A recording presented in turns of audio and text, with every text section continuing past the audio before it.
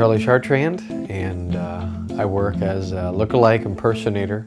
I've developed a local fandom as the St. Louis Superman. I work as a street performer. I just happen to wear jammies more than everyone else does. How you doing, sir? Good, how you doing? I'm doing super, how are you? I'm super as well, not as super as you, I don't think. In the world of look-alike impersonating, street performing, however have you, if you don't know how to improvise, you're not going to make it. You have to think on your feet, on your, boots, so to speak. How you doing, sir? Super, thank you. How you doing? Super. Oh, he's probably a Cubs fan. I got into costuming more as a hobby before it was cosplay. I was a costumer before it was cosplay. That was the old cosplay, as I like to put it. So they gave me permission to start the Gateway Super Friends as the St. Louis branch of the Super Friends of Metropolis. And that's what started one of the best decisions of my career, because now we have over 70 members on Facebook. We get costumers that are always trying to put stuff together. We get people that step up. Hey, I want to do this. I have a charity event. Can people come by? We will come by. We will switch shifts at work. We will do what we have to make sure people are there. People are there to give hugs, high fives, make a kid smile. St. Louis is like the cross between two worlds. If Smallville was a metropolis, that would be St. Louis to me. St. Louis stand out as a really important player in the history and development of comics. Joe Pulitzer, he was 32 years old, he was a Hungarian immigrant, merged two papers to form the Post-Dispatch, and it became a huge institution in St. Louis.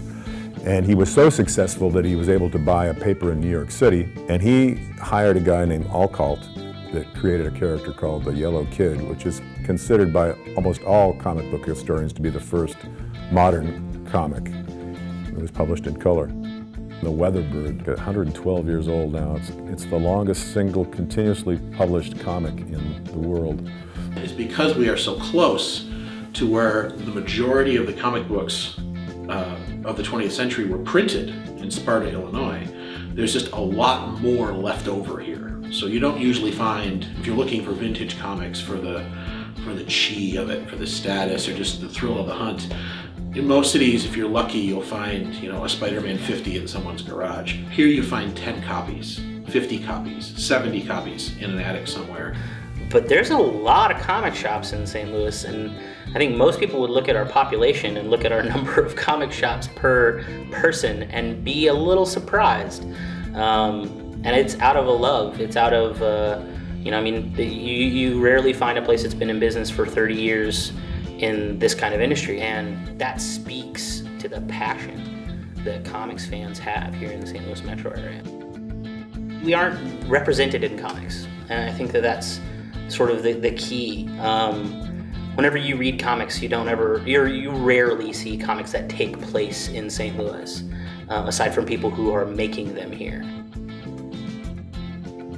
There's tons of local artists that have made it into the national scene, which is really cool. I mean, they're all from St. Louis. There's a local group called Ink and Drink Comics, and everyone working today has comics that are in the Ink and Drink anthologies. So, I mean, even down to very local, right here, we have comics that we've done.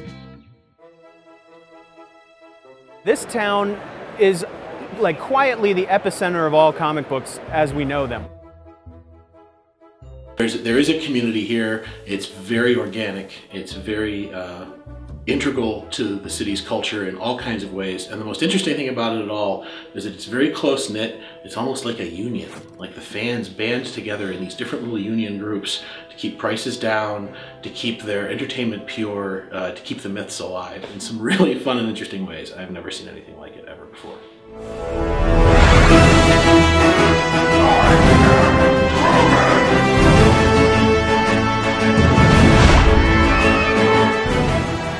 I now pronounce you Klingon and wife.